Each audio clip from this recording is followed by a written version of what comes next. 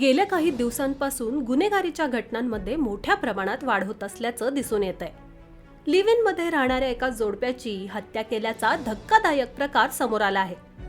पंजाबमधील मानसा जिल्ह्यातील बुधलाडा शहरात हा धक्कादायक प्रकार समोर आलाय.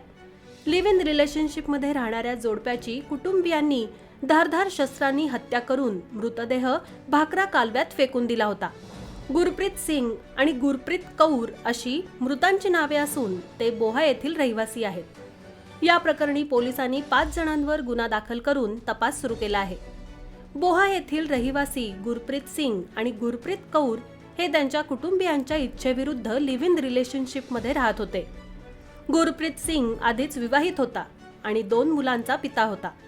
रविवारी गुरप्रीत सिंग हा आपल्या प्रेयसीसोबत बोहा येथे आला असता प्रेयसीचे वडील सुखपाल सिंग यांनी गुरप्रीत सिंगचा मुलगा अनमोल जोत सिंग आणि त्याचे साथीदार गुरबिंदर सिंग, सहजप्रत सिंग यांच्यासह अज्ञात व्यक्तीसोबत कट रचला आणि गुरप्रीत सिंग आणि गुरप्रीत कौर यांची हत्या केली.